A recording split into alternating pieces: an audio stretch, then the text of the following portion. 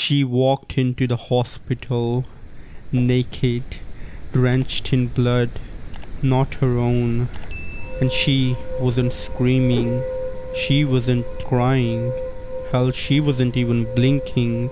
She just stared, blank, glassy eyed, like a mannequin built from rotting flesh. They called her the Expressionless, but what came next, no one was prepared for. This isn't just a creepy story from the shadows of the internet. It's a mystery that's been whispered in late night Reddit threads, passed around like a cursed chainmail, and locked in the deepest horror forums like it might just be real. Because there's something about her, something inhuman. And once you hear what happened at Cedar Sinai Hospital in 1972, you might never sleep comfortably around a pale stranger again.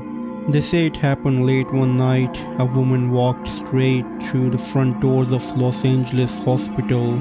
No ID, no shoes, no clothes, just a hospital gown and someone else's blood. The staff was frozen.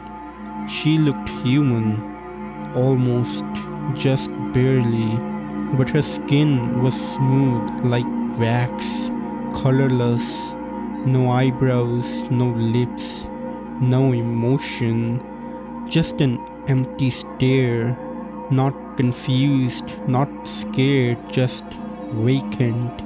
The closest thing to a face was a set of perfect porcelain teeth, too wide for her skull. She only showed them when she moved her mouth into a grotesque approximation of a smile, something that didn't belong on a human face.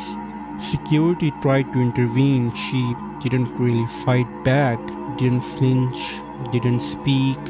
She just let them wheel her in. The doctors examined her vitals, normal, skin temperature, cold, like refrigerated meat. When they tried to question her, she just sat there, not blinking, not breathing loudly, just watching. That is until a nurse tried to sedate her, and that's when she moved, fast, inhumanly fast. She grabbed the nurse's wrist, squeezed until it cracked like a dry wood, and leaned in those fake two white teeth. "I am God," she whispered. Then she lunged at the doctor, ripped his throat open with her bare hands. Blood sprayed across the white tile floor like paint, and she just stood in it, smiling. Security rushed in, tasers, restraints, screams, and somehow they got her down. They said she never screamed, never fought, just looked up at them with that fake skin-tight grin and those lifeless shark-like eyes until her heart stopped. Some claim that she was a mental patient escaped from some underground laboratory. Others say that the Expressionless was a botched experiment, not a woman at all, but a test subject for a biological android. There's even the occult crowd, those who believe she wasn't alive in the first place. They call her a skin stealer, a demon wrapped in synthetic flesh made to mimic humanity just enough to pass unnoticed until she's hungry. And what about that final whisper, "I am God"? Was it a delusion or a reveal? Here's where it gets darker. 2 weeks after the incident, a nurse, one of the few survivors, went home early. She lived alone. She turned on the lights. Everything looked normal until she walked past her hallway mirror and saw a second reflection.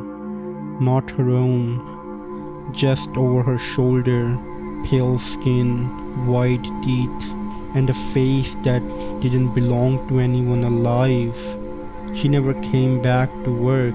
She disappeared that night. Her apartment was found unlocked. Lights on, mirrors shattered, blood on the floor. No sign of her body, but scratched into the wall, written in what looked like a fingernail, were three words: I am here. So, was the expressionless a myth, a forgotten experiment, or something else entirely? Something watching us through blank eyes and emotionless face, waiting to be noticed. One thing's for sure: if a stranger walks into your hospital looking like a mannequin carved from flesh, don't look in her eyes. She might already be inside you. Stay safe, Wolfpacks.